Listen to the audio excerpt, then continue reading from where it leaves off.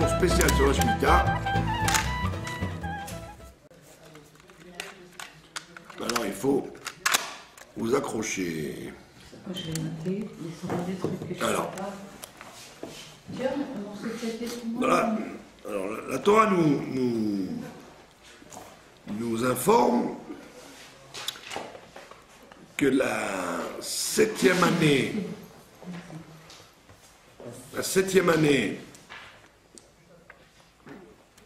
du cycle des années, ça s'appelle l'année de la Shemitah. Comment calcule-t-on l'année de la Shemitah? On sait très bien qu'il y a la Providence fait, comme le Rambam nous dit, il nous donne un truc, pour calculer l'année de Shemitah, vous prenez l'année du monde et vous divisez par 7. Si vous arrivez à dividende 0, c'est que vous êtes dans une année de Shemitah. Donc ça veut dire que vous prenez 5775 divisé par 7,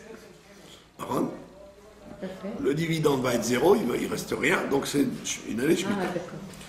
Donc il se trouve par Providence qu'on n'a pas fait d'après la création du monde, on a fait d'après l'entrée en Eretz Israël, la première fois qu'ils sont entrés en Eretz Israël, et après 14 ans de conquête, ils ont commencé à compter, et 21 ans après, ils ont fait la première Shemitah. Et ça tombe, effectivement, par Providence, avec une année de l'année de la création du monde divisée par 7. Donc ça, c'est pourquoi je dis ça, parce que il y a des décisionnaires qui disent non, il aurait fallu compter la première année de la création du monde comme 0. Nous par exemple, quand quelqu'un est né, on dit qu'il est dans sa première année. Il y en a qui disent non, il sera dans sa première année qu'après la fin d'un an. Donc il y en a qui disent qu'il y a un décalage. La Shemitah, en vérité, serait un an d'après. Mais la plupart des décisionnaires, tout comme ça le Am Israël a toujours fait, c'est de calculer comme le Rambam a dit, c'est-à-dire de décréter que c'est effectivement cette année, 5775, qui est l'année de la Shemitah. Alors maintenant, qu'est-ce qui se passe? Quelle est la mitzvah de Shemitah? La Shemitah, c'est une mitzvah positive de laisser la terre libre, ne pas intervenir sur la terre. D'accord? Comme il y a écrit, Veshavta haaretz Shabbat Lashem. La terre sera en état de Shabbat, le Shabbat pour Dieu. Et la Torah explique qu'est-ce qui se passe. Becharish ou bekatsir tishbot. Tu éviteras de labourer et de récolter. Labourer et récolter, et également, il est écrit Sadcha lotizra, ton champ tu ne planteras pas, mais karmecha lotizmor, et ta vigne tu n'élagueras pas. Donc de là on apprend qu'il y a une interdiction de travailler la terre, pas seulement de la terre, mais aussi des arbres. Du fait qu'il y a écrit ton champ, j'apprends tout ce qui est lié avec la terre, et du fait qu'il y a écrit ta vigne, j'apprends tout ce qui est lié avec les arbres. D'accord? Ça, ce sont les mitzvot que la Torah nous injoncte de laisser la terre libre. Comme il y a un Shabbat hebdomadaire, on ne doit pas faire de travaux pendant le Shabbat. Il y a aussi une mitzvah positive de Shemitah de ne pas faire des travaux la 7e année. D'accord? Maintenant, il y a une discussion, et c'est là, il faut bien accepter cette discussion, à savoir, est-ce que la Shemitah, en état de galout, depuis la destruction du deuxième temple, est-ce que la Shemitah reste une mitzvah de la Torah, ou alors une mitzvah qui n'est qu'un souvenir, qui est de Rabbanan, ou alors l'extrême encore plus, qui n'est qu'une coutume, qui ne serait qu'une coutume. Il y a trois écoles. L'école extrême qui dit que ça reste de la Torah comme depuis le départ. Deuxième extrême, c'est de dire que ce n'est plus rien du tout, c'est une coutume. C'est midat chassidout, pour ne pas oublier, alors on garde la coutume de la Shemitah. Et au milieu, vous avez la Shita de la majorité des décisionnaires, qui est de dire que ce n'est pas d'oraïta ni une coutume, c'est des Rabbanan. Et la halakha, elle est comme ça, qu'effectivement, comme on va, d'après la majorité des décisionnaires, les décisionnaires disent, la majorité disent que ce n'est plus de la Torah, ni que ce n'est pas une coutume, donc ça, mitzvah des Rabbanan. Qu'est-ce que ça implique de dire que la mitzvah de Shemitah est des Rabbanan? C'est qu'on a un klal, on a un principe dans la halakha, que quand il y a un doute, ou alors une discussion sur quelque chose, si c'est de la Torah, alors on est rigoureux. On est rigoureux, puisque c'est de la Torah. Si c'est des Rabbanan, on est justement allégeant. Et donc ça va être notre principe qui va nous conduire. Chaque fois qu'il va y avoir une discussion, si oui ou non la chose elle est permise, on ira du côté de la permission, puisque c'est une mitzvah des Rabbanan. D'accord? Alors, donc l'essentiel de la mitzvah, c'est donc de laisser travailler, de laisser la terre tranquille. Donc, la Torah ne peut pas nous demander de détruire nos champs et nos arbres. Donc la Torah nous permettra, de conserver la terre et de conserver l'arbre. Que les choses restent en bon état jusqu'à l'année prochaine. Elle nous interdit d'embellir. Embellir, j'ai pas le droit, mais conserver, j'ai le droit. Donc toutes les actions qui servent à conserver ou le terrain ou les arbres, j'ai le droit de les faire.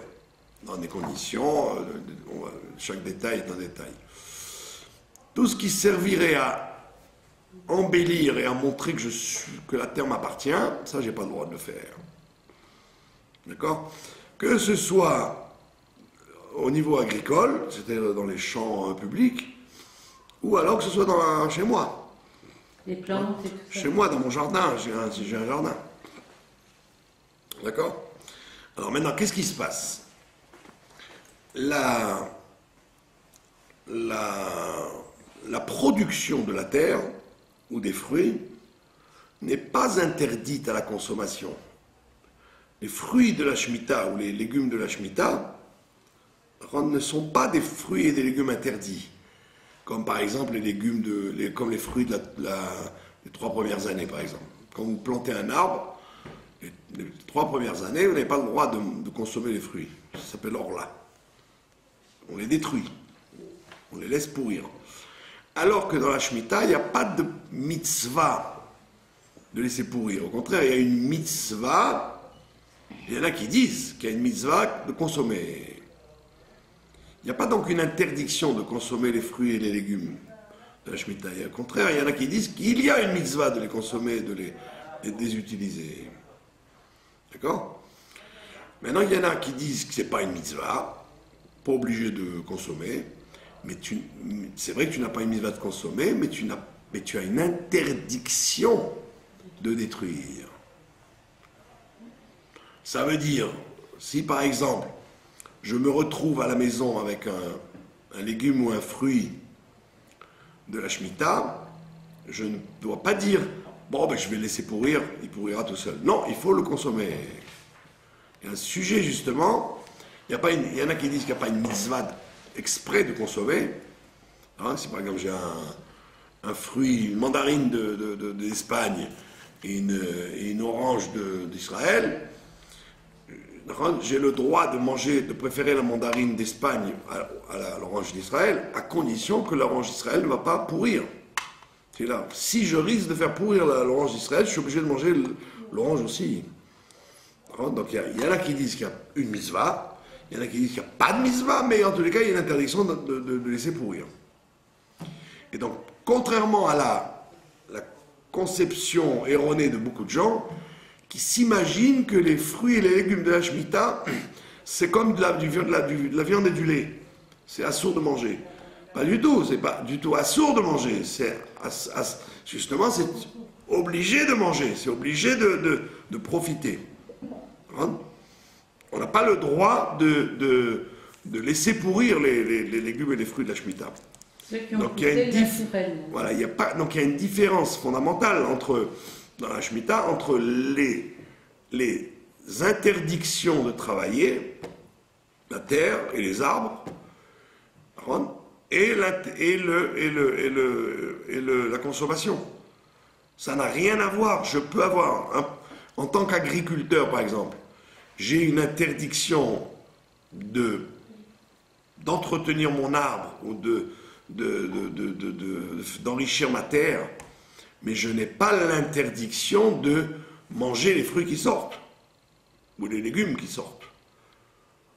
D'accord? Et donc il n'y a pas du tout de relation de cache-route dans le fruit et le légume, comme il y aurait sur le lait et la viande, le cochon ou la langouste.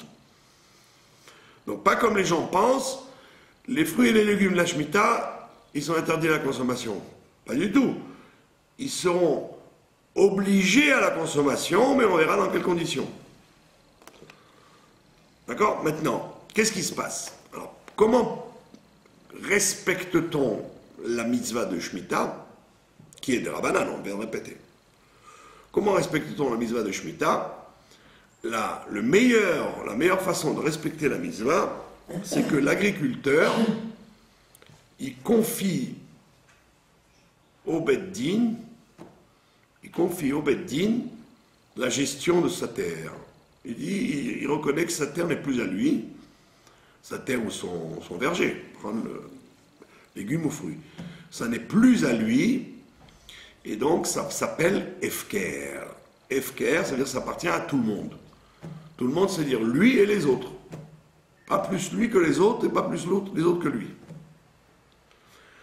Donc par exemple, quelqu'un a un jardin, et dans son jardin il pousse des citrons, des grenades, des gens comme ça en ville ou à la campagne, ils ont dans leur jardin des fruits, des arbres fruitiers ou des choses qui poussent. Toute l'année, toutes les autres années, il a le droit d'interdire aux gens de rentrer pour se servir. L'année de la Shemitah, il doit laisser tout le monde se servir. Évidemment, il peut donner des heures de présence pour éviter que les gens saccagent le jardin. Mais il n'a pas le droit de dire « non, vous ne rentrez pas ». Il peut dire « vous rentrez entre 2h et 5h » par exemple. Mais les gens qui sont pas pieux, ils ne respectent pas ça. Alors, on va voir. Donc, a priori, donc la mitzvah, c'est donc de dire l'agriculteur, il va au Beth Din et il dit voilà, mon champ ne m'appartient pas cette année, donc c'est à vous de gérer tout ce qui va s'y passer. Alors, il y a deux aspects.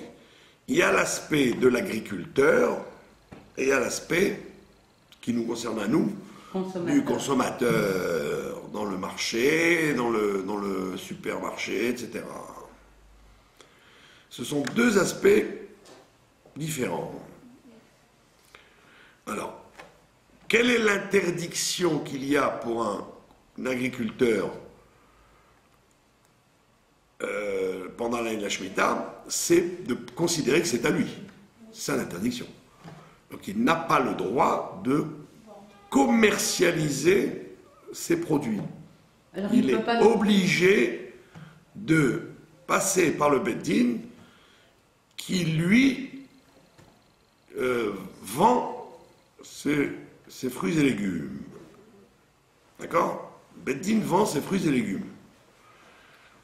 Alors, donc la meilleure mitzvah, en fait, si on voulait faire la mitzvah impeccable, comme il faut, ce serait justement d'acheter ce qu'on appelle Otsar Beddin, ce qui est l'entrepôt sous les auspices du Beddin.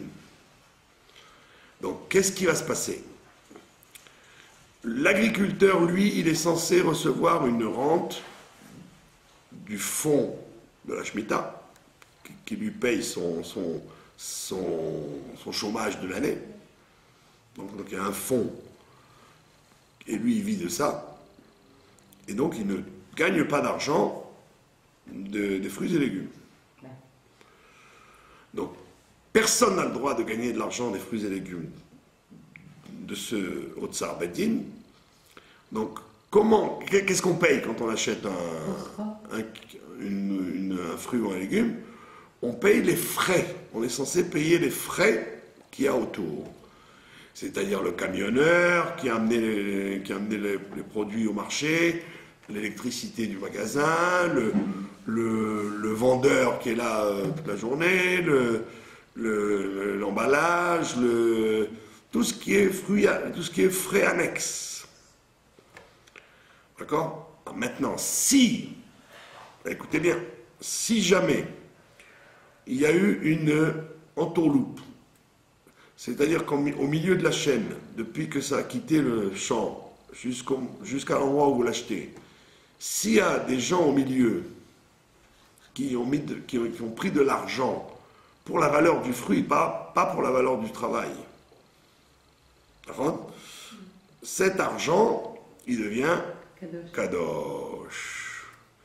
C'est-à-dire que la kedusha des fruits et légumes de la Shemitah, elle ne reste pas sur les fruits et légumes, mais elle peut se transmettre sur l'argent lui-même. Ah bon? Donc quand il y a des rabbanouyot qui donnent des plaques de Otsar Beddin, ils doivent faire attention que dans aucune partie de la chaîne, il y ait des gens qui s'enrichissent de ça. Ils peuvent inventer des frais, par exemple, dire par exemple, au lieu que ce soit 20 shekels transport, cette année je fais faire 25 shekels. Tant qu'il appelle ça transport, il a le droit.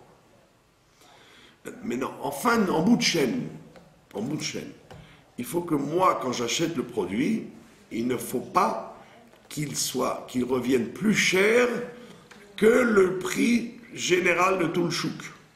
Des gens qui ne respectent pas et des gens qui ont d'autres systèmes. Il ne faut pas que le prix du Otsar Beddin soit beaucoup plus fort que le prix normal qu'on achèterait. Sinon, ça voudra dire qu'il y a eu une entourloupe, que des gens ont fait de l'argent autour, et donc comme ils ont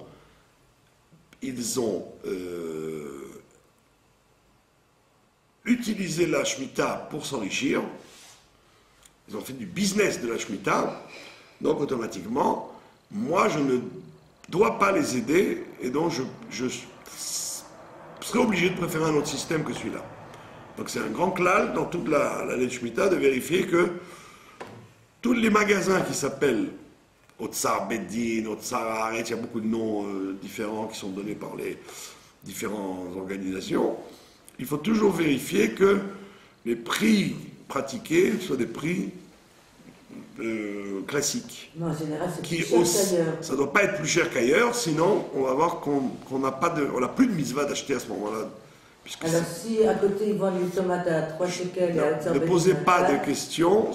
Non, mais donnez des exemples. Je viens de vous donner le critère. Et si c'est plus cher, il faudra trouver une autre solution. Donc c'est censé être dans des conditions où il n'y a pas de gain qui a été fait sur le produit lui-même. Là, rappelons-nous de ce klal. Ça s'appelle Otsar Beddin. Maintenant, sur quoi s'applique Otsar Beddin?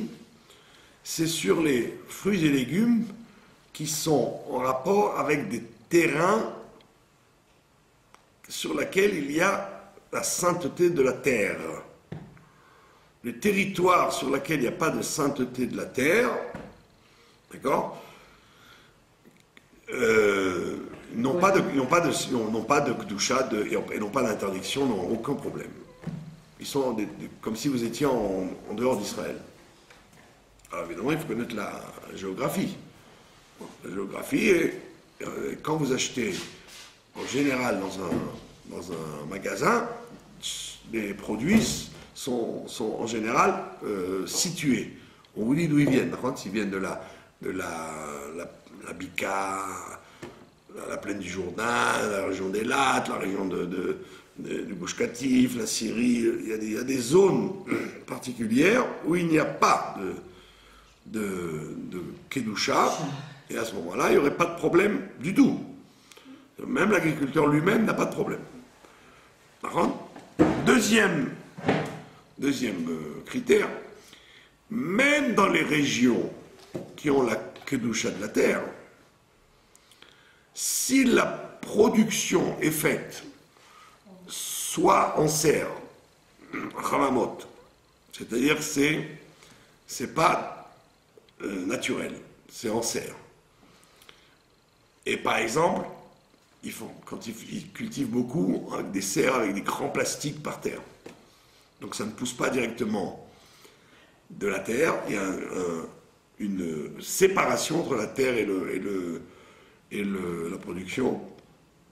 Ou alors carrément, voilà ça, les racines ne sont pas dans la terre, elles sont séparées par un mécanisme en plastique ou en bois ou en fer.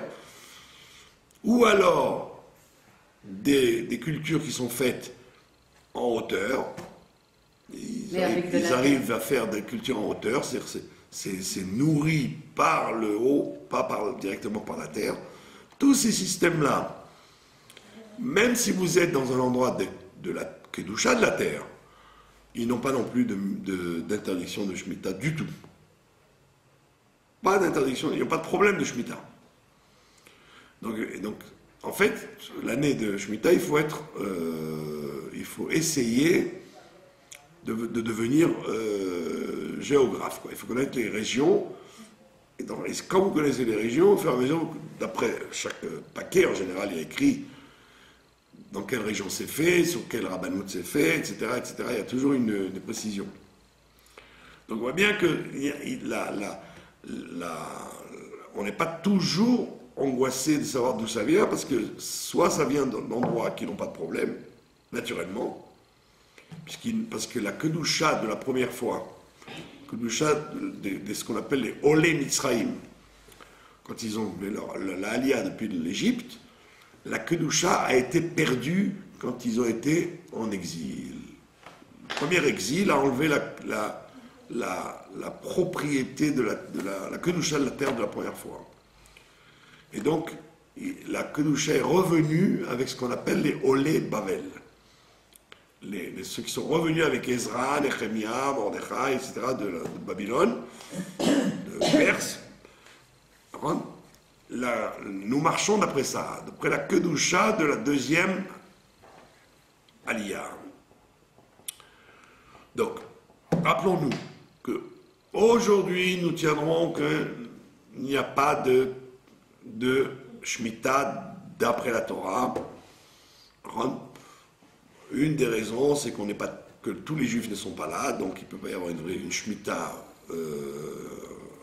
de la Torah, s'il n'y a pas toutes les tribus, déjà. Et deuxièmement, même quand vous parlez de territoires qui ont repris leur Kedusha avec Ezra et Nehemia, etc., vous avez d'autres endroits où il y a beaucoup de culture et d'agriculture, où il n'y a du tout, il n'y a pas de question.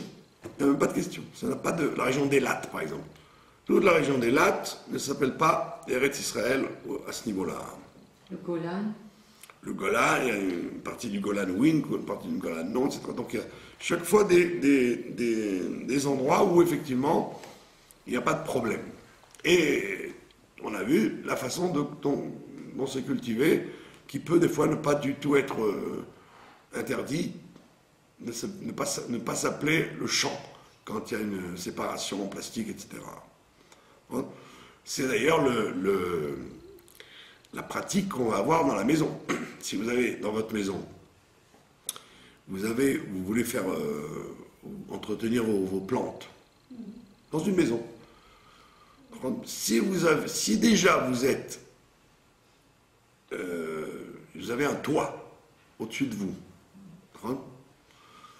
donc même une mirpessette où il y aurait un toit, ou à plus forte raison la maison elle-même, à partir du moment où vous avez un toit et que vous êtes en plus rigoureux de mettre une assiette par exemple, une séparation entre la plante trouée, une plante trouée, un vase troué, vous mettez une séparation plus le toit, ça vous enlève le principe de champ et de terre. Ça s'appelle ni champ ni terre. Vous êtes déconnecté de la Shemitah et à ce moment-là, vous avez tous les droits. Puisque vous n'êtes pas lié à la terre, puisque vous avez séparé votre vase, votre pot par une assiette, et en plus vous avez un toit qui montre bien que vous ne vous appelez pas un champ, vous appelez une maison. D'accord? Alors maintenant, ceux qui veulent... Seulement, il y a un trou en dessous? Oui, s'il n'y a pas de trou, alors il n'y a même pas de problème. S'il n'y a pas de trou, ça veut dire que c'est pas du tout la terre, s'il n'y a pas de trou. On parle s'il y a un trou. S'il y a un trou, ça s'appelle un lien avec la terre, mais comme vous mettez une assiette, donc vous coupez ce lien, donc vous avez le droit de vous occuper de vos plantes, et comme on l'a dit au début, vous n'avez pas le droit d'embellir ce que vous faites, faire plus beau, et vous avez le droit d'entretenir, c'est-à-dire d'empêcher que la plante meure, ou qu'elle s'abîme, donc vous avez le droit de l'arroser, vous avez le droit de la bichonner, etc., pour pas qu'elle meure. Et si la mirpessette n'a pas de toit? Si la mirpessette n'a pas de toit, alors vous arrangez pour couvrir par en dessous, pour être... Parce que si elle meurt, ça serait la Kedusha Eretz? Non, si elle meurt, vous avez fait une interdiction écologique. Ouais. On n'avait pas besoin d'abîmer votre terre. Vous avez le droit de la garder en bon état pour que l'année prochaine elle continue à vivre. J'ai entendu. Vous n'avez pas le droit d'embellir, mais vous avez le droit d'entretenir. Je poserai les questions. Ouais. Si vous avez des questions, vous les inscrivez parce que ça se reposera par la suite. Maintenant, qu'est-ce qui se passe? Ça, c'est donc la meilleure façon de respecter la Shemitah, c'est quand l'agriculteur, il confie donc au Beth Din ses produits. Et donc vous, quand vous arrivez au chouk, vous devez vérifier, ce que j'ai dit tout à l'heure, que le prix ne soit pas trop supérieur au prix pratiqué partout. Maintenant, qu'est-ce qui se passe? C'est que, étant donné que la majorité des agriculteurs, et qu'on ne gère pas un pays comme on gère une communauté, la majorité des agriculteurs n'étant pas capables d'abandonner leur propriété sur la terre, d'accord? Il y a eu des rabbanim très célèbres à travers les siècles qui ont imaginé une ruse qui n'est pas, j'appelle ça une ruse parce que ça s'appelle une ruse, une harama, qui n'est pas pire que la vente du chametz ou la permission de business dans les banques, ou le prosbol de Hillel, c'est dans la même lignée de contourner la Torah pour arranger les gens, d'accord? Ça s'appelle une ruse. Alors évidemment, les gens, dès qu'ils entendent le mot ruse, ils disent « Ah, si c'est ruse, c'est interdit ». Alors, il faut savoir qu'une ruse n'est interdite que si elle fait du mal aux gens.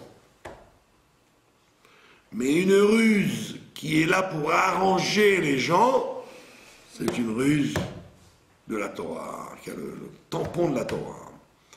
La ruse de la vente du Hametz, parce qu'il y a beaucoup de Chabad, de Lubavitch qui vont m'écouter, et qui vont dire « Ah, vendre la terre, c'est une ruse », ce à quoi je leur réponds violemment. Et comment vous faites, vous, pour vendre le Hametz, alors qu'il y a beaucoup d'Itaïm qui ne vendent pas le Hametz, qui disent c'est une ruse, on ne vend pas. D'accord? Et voilà, c'est même l'Itaïm, je réponds à comment vous acceptez à la banque. Donc on vous fasse signer un papier comme quoi vous acceptez le prêt qu'on vous fait qui vous égorge tous les ans. Le minus que vous payez. C'est aussi une ruse. On appelle ça Eter Iska. Rendre la permission de faire du business. Donc on voit bien que tout le judaïsme est basé sur des ruses. Maintenant, quel est le diouk? Quelle est la différence entre ruse et pas ruse? C'est que la ruse interdite, c'est celle qui nuit à l'autre. Je ruse pour vous prendre votre argent ou pour vous prendre votre droit. Ça, c'est grave. C'est la ruse de Esav, c'est la ruse du serpent. La première ruse de l'histoire, c'est le serpent, qui a rusé avec Adam et Chava. Nous, quand on fait des ruses, comme le prosboul par exemple, la ruse de Hillel, de faire le prosboul, de vous permettre de récupérer vos créances, l'argent que vous avez prêté. En quoi c'est une ruse? C'est que quand la Torah t'a interdit de récupérer une dette, la 7e année, Shemitah, et vient Hillel, il te dit, bah tiens, comme l'agriculteur, il donne sa terre au Beddin, toi aussi donne tes dettes au Beddin. En quoi c'est une ruse? C'est qu'en fait, au lieu de respecter ce qui est écrit, tu n'as pas le droit de récupérer ta dette pendant la Shemitah. Oui, tu la récupères, puisque tu as donné au Beddin de s'occuper. Mais pourquoi il a fait ça, Hillel? Pourquoi il a rusé? Pour faciliter les prêteurs. Un prêteur. Ah, parce que les gens ne voulaient pas prêter. Voilà, un prêteur, sachant que toi, tu m'as emprunté il y a 3 ans. Et tu traînes, et tu attends la Shemitah pour dire, maintenant tu ne peux plus me demander, c'est la Shemitah. On m'a dit, si c'est comme ça, eh ben, personne je prête. Je me suis fait avoir, je ne veux plus prêter. Donc pour faciliter le prêteur, il a inventé le prosboul. Sinon, plus personne n'aurait voulu prêter. Et donc à ce moment-là, les emprunteurs, ils auraient été très mal. Donc on a bien fait une ruse, mais pour faciliter les choses, pas pour faire des méchancetés à la société. C'est au contraire pour qu'elle marche bien, la société. Donc, revenons à notre Shemitah agricole. Également, le vendre du Hametz, c'est aussi la même chose. Si on ne t'avait pas permis de vendre le Hametz par une ruse, puisque tu sais très bien que le Goy, il va te le rendre dans 7 jours, et qu'il n'a aucune intention de vraiment garder le Hametz, il te l'achète avec une condition qu'il va te le rendre. Donc c'est une ruse. Mais si on ne t'avait pas permis ça, qu'est-ce qui serait passé? Tu aurais fait un gaspillage énorme. Tu aurais détruit des quantités énormes de Hametz. Ouais, au niveau du pays. Au niveau du pays, au niveau même de l'individu. Quelqu'un, il a marié sa fille, il lui reste une caisse de whisky ou de bière, il va tout jeter. Alors les gens, où ils auraient vraiment jeté, et c'est une interdiction de la Torah de jeter des aliments, ou alors il aurait lui-même rusé à l'envers. Et il aurait dit, moi je vais la planquer à la cave, et puis je la reprendrai après la fête. Oui, mais il était à toi pendant la fête. Alors que là, au moins, on a trouvé une ruse positive qui empêche des interdictions. Donc, qu'est-ce qui s'est passé avec la Shemitah des terres? On a fait une ruse. Quelle est-elle? C'est de vendre aux non-juifs, bon, en règle générale, c'est des Arabes, vendre aux non-juifs, soit au niveau général toute la terre d'Israël, ou alors soit de vendre au niveau individuel. C'est quoi individuel? C'est-à-dire, le juif, le propriétaire du champ, va avec Mohammed, l'arabe, chez le notaire, et il lui fait un contrat que la terre lui appartient pendant 1 an. D'accord? La terre lui appartient pendant 1 an, Et donc à ce moment-là, il peut, la terre n'étant pas à lui, on utilise la fameuse, il y a une discussion que tout le monde connaît, ou que tout le monde ne connaît pas, entre Rabbi Yosef Karo, celui qui a écrit le Shulchan Aruch, Rabbi Yosef Karo et le Mabit, un contemporain à lui. Il y a eu une discussion si, quand la Shemitah arrive, est-ce que automatiquement la terre d'Israël devient kadosh, que tu le veuilles ou que tu ne le veuilles pas? Ça veut dire que la terre appartient à Dieu, même si toi, tu n'es pas d'accord. Ça, c'est la chita du Mabit. Le Mabit, il dit, tu montes et tu descends, la sainteté de la terre s'impose pendant l'année de la Shemitah. Et donc, dans ce cas-là, que la terre appartienne à un arabe ou qu'elle appartienne à un juif, il y a Shemitah surtout. Donc, il y va fort. Le Rabbi Yosef Karo, il dit non, doucement. Il y a une possibilité que la terre appartienne à un goy momentanément. Pendant tout le temps qu'elle est à Mohammed, la terre n'est pas tenue des mitzvot. N'est pas sainte. Elle perd sa sainteté relative. Elle ne perd pas pour de bon sa sainteté. La preuve que si jamais je rachète, par exemple, j'achète un terrain à Mohammed, lui il était là-bas 3 siècles. Moi j'achète la terre, aucun décisionnaire ne te dira ah non mais ça marche pas, c'est comme une conquête de terre, ça n'a aucune valeur, elle est toujours comme les goïms. Non, automatiquement, dès que je la récupère, toutes les mitzvot de la terre s'y appliquent. Ça veut dire qu'effectivement, la kedusha de la terre est toujours là. Mais elle est momentanément suspendue, c'est ce que dit Rabbi Yosef Karo, elle est momentanément suspendue tant que Mohammed est sur le terrain. Et la preuve, quand j'achète par exemple, dans l'année, j'achète la production de raisins de Mohammed.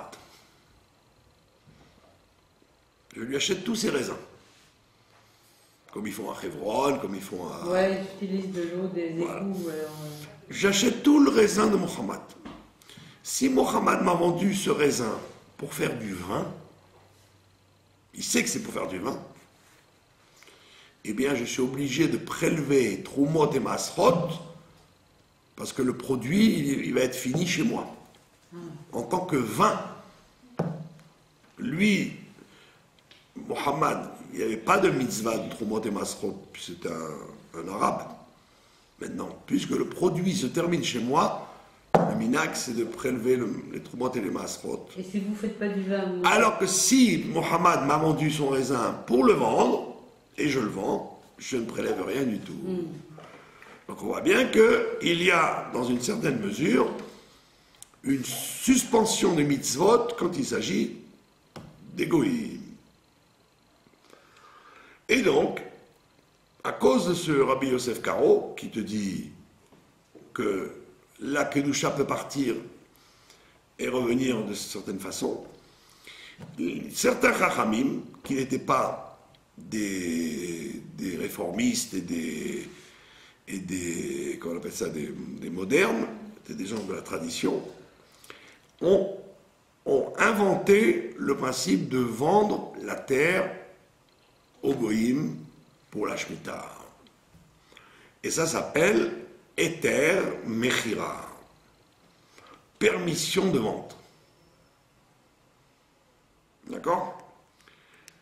Alors évidemment, cette histoire-là a fait couler beaucoup d'encre et elle a soulevé une grande révolution dans certains milieux orthodoxes qui ont dit « Ah, tu te heurtes à une mitzvah très importante dans la parashat Vaïtranan, Il y a écrit là-bas, à propos des goïms, lotechonem. Lotechonem. Lotechonem, ça veut dire, première explication, tu ne leur donneras rien de gratuit. Un goï, tu n'as pas le droit de lui donner quelque chose de gratuit, tu dois toujours lui donner quelque chose en échange de quelque chose d'autre. D'accord? Par exemple, si tu veux être bien avec lui, alors, tu lui donnes. Ah, tu vas dire, mais c'est gratuit. Non, parce qu'en fait, tu lui donnes pour qu'il te renvoie l'ascenseur, par exemple. Tu lui glisses la pièce ou un avocat, tu lui fais travailler pour qu'il soit gentil avec toi la fois d'après. Donc, c'est pas gratuit. Première explication, le chant de chinam. Tu ne donneras pas de choses gratuites. Deuxième explication, et c'est celle qui nous importe ici. Lotechonem, chez Loyelaem Chanaya Baaretz. Il ne faut pas qu'ils aient une station fixe sur la terre d'Israël. Il faut tout faire pour qu'ils s'en aillent, pas tout faire pour qu'ils restent. Loyelaem Chanaya. Alors, il y en a qui disent que cette formule de Vaetranan, elle s'adressait aux idolâtres, aux 7 peuples. Mais la plupart des décisionnaires disent non, c'est tous les goïms possibles. Il ne faut pas qu'ils soient. Il faut toujours s'arranger pour les chasser. Et ne pas leur donner, et ne pas leur vendre de la terre. Et leur vendre de la terre. Ça, c'est une attaque. L'attaque énorme du Chazon-Ish et des orthodoxes en disant ah, vous faites l'otechonem. Tu fais une avéra de vendre la terre pendant 1 an. Même si c'est pendant 1 an, c'est une avéra. Ça s'est jamais passé que les Arabes ne voulaient pas vendre la terre après? Non, parce qu'ils savent très bien eux-mêmes, je dis que c'est une ruse, ils savent très bien comme le Hametz qu'au bout d'1 an, c'est fini. Ils signent un papier. Oui. Alors il y a toute une histoire, le Chazon-Ish, il dit c'est pas bon parce que c'est pas inscrit au tabou, c'est pas inscrit au cadastre. Il amène plein d'accusations en disant que c'est une vente fictive. Et que Mechila Migrodo, que Dieu me pardonne, lui et le Rav Mension Shaoul et tous les gens qui ont interdit le terme Mechila, qui vous donne un argument, à mon avis, humble, qui est complètement ridicule, c'est de dire que les gens ne font pas les choses de tout cœur. Qui? Quand tu vends pas de tout cœur. Comme si, quand moi je signe terre ISCA à la banque, je fais de tout cœur. Que la banque s'octroie le droit de t'imposer 12% de RIB. Je signe, comme si c'est de tout cœur que j'accepte, je suis associé avec eux, oui, je suis très associé avec eux. Si je pouvais leur envoyer une balle dans la tête, mais je suis obligé, parce que c'est la banque. Et elles sont toutes de connivence. Et pourtant je signe, mais je ne suis pas de tout cœur. Et la même chose le Hametz. En quoi de tout cœur? Je sais pertinemment que dans 8 jours, je vais récupérer mon Hametz. Donc en quoi cet argument de dire que la chose n'est pas faite de tout cœur, ça enlève quelque chose. Le roi Ovadia Yosef, il écrit très brillamment, où il amène plein de cas où le tout cœur, on s'en fiche complètement. Et qu'est-ce qu'il disait le rabbin? Vous vous rappelez de ça, on avait parlé de ça à propos de la conversion. Vous vous rappelez? Un converti qui vient, même si après il lâche tout, à ce moment-là il était de tout cœur. Il y a plein de fois où on n'est pas de tout cœur et pourtant c'est valable. Où il y a des gens qui se marient. Sous la roupa, moi ma fille, elle m'a raconté des histoires de ses copines qui, avant de se marier, elle pleurait. Alors, pourquoi tu pleures? Parce que j'ai pas envie de me marier avec lui. Mais alors ne te marie pas, il est encore temps, il reste 1 heure. Ben non, alors, qu'est-ce qu'elle dit? Ben, de toute façon, elle divorce. Mais ils ont signé la ketouba avant. Donc elle va sous la roupa avec une kavana de divorcer bientôt. Et pourtant c'est un mariage. Non. Elle a besoin d'un divorce. Vous avez compris? Et l'enfant, il est kadosh, il est né dans la Kedusha. Donc on voit bien qu'il y a plein de choses qu'on ne fait pas de tout cœur, et on les fait quand même. D'accord? Quand je vous rembourse une dette, je pensais que vous allez m'oublier. Et puis tant vous dites, oh, tu me dois 100 shekels. Ah, bon, ouais, écoute, c'est honteux si je ne lui rends pas, dire, c'est un voleur et tout. Alors je viens, bon voilà, les 100 shekels. C'est sûr, c'est pas de tout cœur. Il y a des gens qui auraient préféré que la personne elle soit morte ou qu'elle parte en Australie, qu'elle vous oublie. Eh ben, des fois, elle ne vous oublie pas. Eh ben, vous payez, c'est pas de tout cœur. Ben, vous avez quand même payé. On doit le faire de tout cœur. Non, même si tu ne le fais pas de tout cœur, c'est quand même valable. Donc on voit bien que cet argument de dire Kol Alev, donc des milliers de mitzvot, on ne le ferait jamais, Kol Alev. Oh. D'accord? Le Rav Ovadia, il dit. Alors il explique en avant-entregère qu'il y a plein de cas dans l'histoire de l'humanité, du judaïsme, où des rabbanan très importants, ils ont permis de faire des ruses. Et pourtant, c'était des ruses. Et pas seulement sur des mitzvot de rabbanan, comme aujourd'hui on dit que la Shemitah de rabbanan, mais sur des mitzvot de la Torah. Voilà, le Chametz. C'est mitzvot de la Torah de ne pas avoir de Chametz chez soi. Et vous croyez que les guerres, ils font des Écoutez l'histoire qui raconte le Rav Ovadia. Il y avait une famine. Il y avait une famine en Israël. Et Rabbi Tarfon, c'était un Cohen. Rabbi Tarfon était Cohen. Lui, comme il était Cohen, il recevait la trouma. On lui apportait la trouma. Du blé, des fruits, des légumes, etc. Il a épousé 100 jeunes filles pour qu'elles puissent manger de la trouma. Comme il n'avait rien à manger, mais lui, il recevait beaucoup. Donc, pour permettre à 100 jeunes filles de manger, il les a épousées, 100 jeunes filles. Et quand la famine s'est arrêtée, il leur a donné un guet. Parce qu'une fille qui n'est pas Cohen, elle n'a pas le droit de manger de la trouma. C'est passible de mort. D'accord? Donc moi, je suis Cohen, je reçois la trouma, j'ai le droit d'en manger. Ma femme aussi a le droit d'en manger, si elle est ma femme. Mais en quelle année c'était ça? Rabbi Tarfon, il est dans l'histoire de la Gada de Pessah, avec Rabbi Akiva et Rabbi Lazar ben Lazaria. Mais ça, c'était au temps du temple? C'était après le temple déjà. Le deuxième? À la fin du deuxième temple. Mais Kitsour, on voit qu'il a fait un truc qui est complètement rusé. Il a fait semblant de se marier avec 100 femmes pour qu'elles puissent avoir à manger, parce qu'il y avait la famine.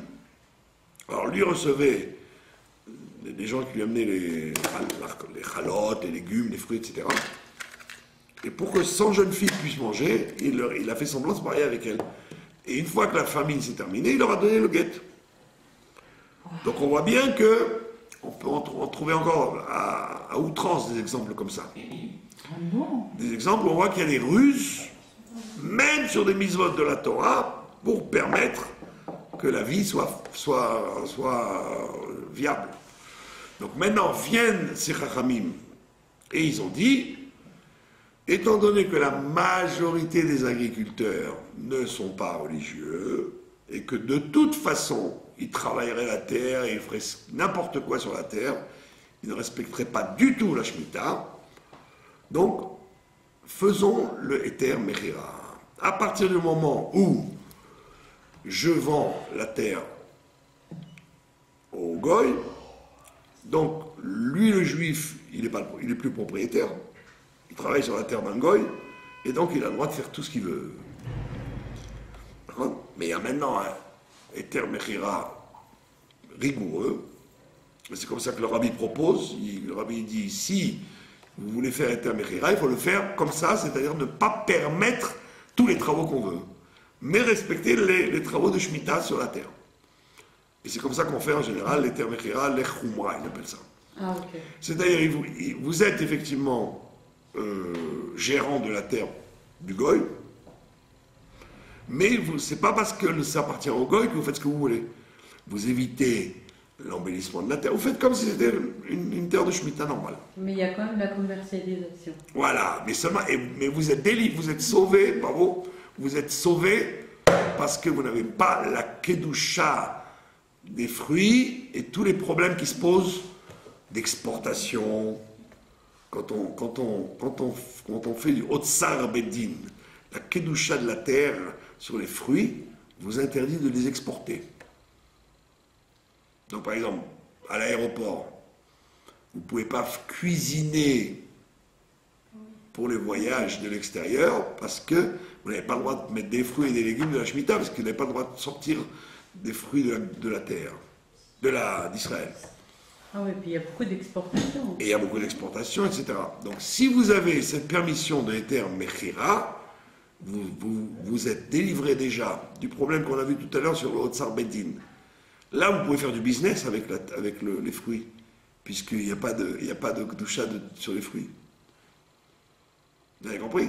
Donc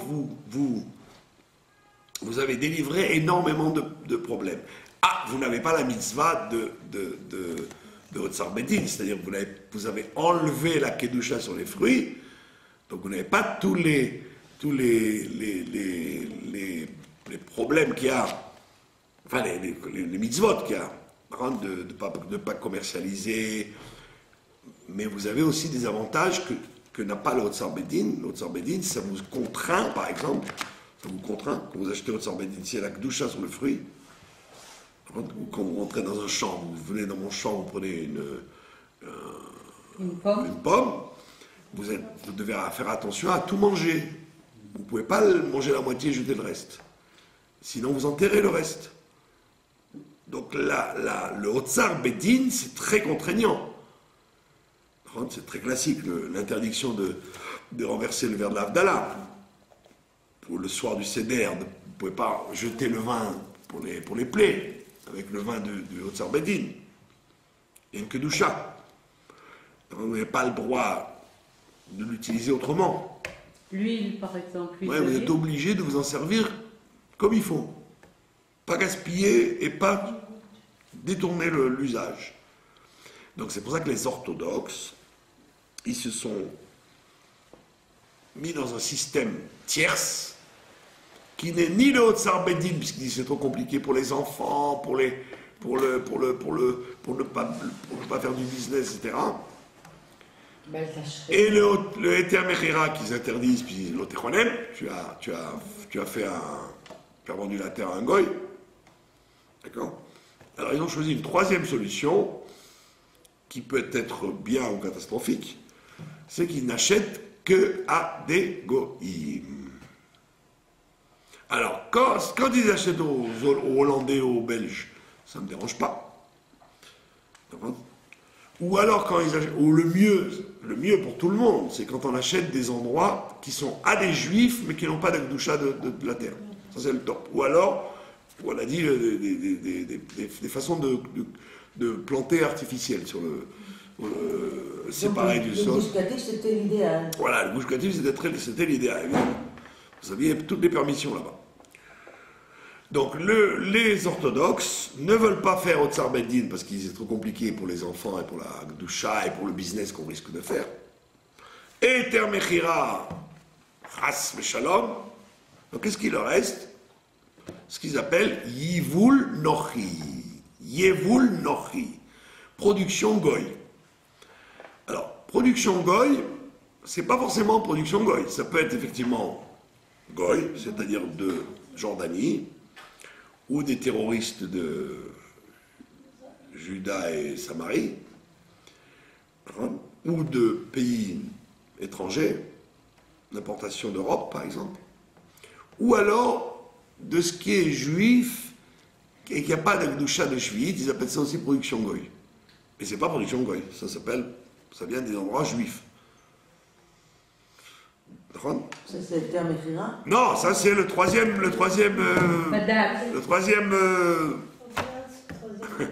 Et terme Echira, on a dit, c'est tout et qui est vendu au goy. La terre est vendue au goy. Là, c'est pas bon. Là, ça appartient naturellement à des goyim ou à des peuples goy, ou alors, vous savez, à des régions qui n'ont pas de Gdusha. Ce qu'ils ont fait en Jordanie. Voilà, ce qu'ils font en Jordanie. Donc vous avez dans aucun des trois systèmes, vous n'avez le top. Chacun des trois est manquant. D'accord? Alors, on continuera la semaine prochaine parce que c'est très long. Ouais. Mais en vérité, C'est fatigant. en vérité, il faut se rappeler de quelque chose. Et c'est là-dessus qu'on arrêtera. Rappelez-vous ça, comme ça vous aurez la vie facile. Le Rav Shlomo Zalman au Auerbach, il dit très intelligemment, il dit comme on n'a pas d'interdiction de consommer, on a une interdiction de commercer, ou alors on punit l'agriculteur quelquefois, mais il n'y a pas d'interdiction de consommer. Donc quand j'ai un fruit devant moi, un légume devant moi, d'accord? Il dit si par exemple tu ne sais pas d'où il vient, tu vas dans le chouk, tu ne sais pas cette plaque, qu'est-ce qu'elle veut dire. Il dit, il n'y a pas d'interdiction de consommer les fruits de la Shemitah, ça on a dit, c'est pas du cochon. Puisqu'il y en a même qui disent qu'il y a une mitzvah d'en manger. Donc il n'y a aucun problème de consommer ces choses-là. Le problème que tu vas avoir, c'est la kedusha de l'argent, c'est tout. Donc il dit, si tu achètes, fais attention d'acheter à quelqu'un qui ne fait pas des avérotes avec cet argent. Comme un auteur bêté. Non, tu vois un gars, tu supposes, tu supposes c'est pas un escroc, il joue pas aux cartes avec cet argent, il va pas aller dans les restaurants tarifs avec, c'est un type traditionnaliste, classique, qu'il habite Tel Aviv ou Haïfa, tu t'en fiches, il est traditionnaliste, il est censé utiliser cet argent pour acheter de la viande cachère, pour manger, pour payer les écoles de ses enfants. Donc il n'y a pas de problème là, il n'y a pas de crainte. Et le roi Shlomo Zalman, il dit, au pire des cas, même si tu me dis que le Eter Mechira est bidon, que la vente n'est pas une vente, ça n'a aucun sens. Et alors, qu'est-ce que tu as fait? Tu as donc utilisé des fruits et des légumes de Shemitah. Donc toi, tu respecteras la Kedusha de Jvit, puisque tu dis que la vente n'est pas une vente. Oui, mais... Et donc quel problème que tu as, c'est l'argent. Ne pas utiliser, donne pas ton argent à quelqu'un qui risquerait d'en faire un mauvais usage. C'est pour ça que tu as une ruse, encore une autre fois une ruse très intéressante, c'est comment on appelle ça, de dire je te donne de l'argent et les fruits tu me les donnes gratuits. Ah oui, oui. Il faut dire ça à chaque fois. Par exemple, si tu n'as pas une solution, tu dis ça c'est pour ta fatigue et les fruits je les ai gratuits. Ou bien tu achètes des trucs et puis tu payes plus les trucs où il n'y a pas de... Voilà, pour l'instant c'est le premier volet, mais c'est assez long. Donc vous voyez en fait qu'il n'y a pas, c'est pas un gros problème parce que de toute façon on peut toujours s'en sortir. Non, parce que si maintenant, une Nekuda pour terminer, et c'est un smash que j'envoie au monde orthodoxe. Le rabbi il dit qu'il n'est pas tellement pour le Eter Mechira, parce qu'il dit, il dit que c'est un problème bitroni, un problème de sécurité pour Israël, d'affirmer que la terre ne nous appartient pas. Très joli comme argument. D'accord? Mais il y a un très gros match qu'on peut envoyer. C'est que quand on dit l'otechonem, on a dit qu'il ne fallait pas les laisser s'installer au goïm sur la terre. Maintenant, quand vous leur donnez de la parnassa d'avance, quand vous leur payez d'avance à tous les terroristes qui cultivent des fruits et légumes, il n'y a pas plus l'otechonem que ça. C'est le trick que je fasse semblant de vendre la terre, c'est moins l'otechonem, puisque je sais que c'est un trick, puisque le goy sait très bien que c'est pas à lui la terre, il va la rendre dans un an. C'est beaucoup moins l'otechonem que de lui garantir une parnassa de centaines de milliers de shekels en lui disant toute ta production je te l'achète. Ouais. Là vous êtes sûr que lui il a aucune intention d'aller au Koweït après. Il va dire mais je suis bien en Israël, j'ai une parnassa garantie à l'avance. Donc ça aussi, ça s'appelle l'otechonem quand vous donnez à l'avance. C'est l'otechonem. L'otechonem, ouais. Non, pas Etranan, c'est écrit. L'otechonem, ça veut dire que tu ne dois pas leur donner une assise, une sécurité en Israël. Qu'est-ce que tu fais d'autre? Qu'est-ce que tu fais d'autre de leur donner une sécurité de l'emploi? Puisque à l'avance, tu leur garantis 200 ou 300 000 shekels en leur disant d'avance, je t'achète tout ce que tu produis. Ouais, puis en général, leurs productions, elles ne sont pas toujours... Ben oui. Alors, en plus, tout le monde sait que il y a beaucoup d'escroqueries là-dedans. Parce que qu'est-ce qu'ils font beaucoup, les Arabes? Ah, ils achètent des Juifs. Voilà, ils achètent en cachette à Tnouva, aux choses juives de Eter Mechira. Et dans la nuit, ils jettent les caisses de juives, et ils jettent les légumes et les fruits sur les champs. Et le lendemain matin, quand le surveillant il arrive, ils font semblant de montrer, vous voyez, on récolte pour vous, comme ça vous pouvez, Voilà. à 10 heures, vous pouvez ramasser, c'est bon, il peut récolter Mais ils ont décidé qu'ils n'envoyaient plus, j'ai entendu à la radio, qu'ils envoient parce que pour des problèmes vitroniques. Voilà, c'est pour ça que le Rav Lando, il a voulu faire une affaire avec Moshe Israël, qui a un petit avion. Il voulait prendre son avion, louer son avion pour surveiller nuit et jour ce qui se passe. Parce qu'ils savent très bien que dans la nuit, ils amènent des camions qu'ils achètent chez les Juifs pour revendre pour le haut.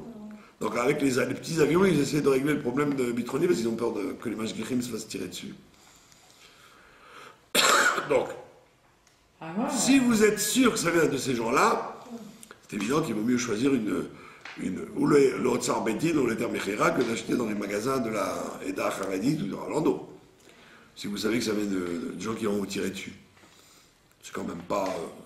c'est une double mitzvah que vous faites. De ne pas leur donner à manger, de ne pas les encourager. Dessus, enfin, vraiment. Donc on va voir la semaine prochaine la suite.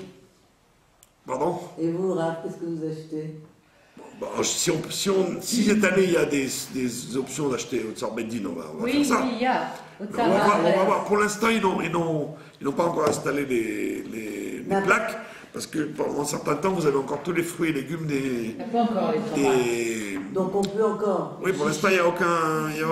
Ça vient de la Et quand 6e année. sera alors la date Jusqu'à la fin du mois, il y a encore des. Et tout ce qui est les haricots, les pois chiches, les petits pois, tout Pareil. ça. Tout ce qui En n'est. paquet. Non, en général, ça ne vient pas d'Israël. Si ça vient d'Israël, il faut vérifier qu'il y a un Les chien. lentilles. En général, ça ne vient pas d'Israël. Les lentilles. C'est rare que ça vienne d'Israël, tout ça. Ah. Les lentilles. Pratiquement Le tous les riz. fruits secs ne viennent pas d'Israël. Ah, ok. Ça vient ou de Perse, ou de Turquie, ou de... Ah, d'accord. Et le riz aussi. Le riz en général, ça vient de Perse. Voilà, la semaine prochaine, nous verrons Bezrat Hashem. Mais alors le vin, je ne comprends pas pour le vin. Le vin, La semaine prochaine, nous verrons Bezrat Hashem, les suites des halachot. Mais le vin, c'est...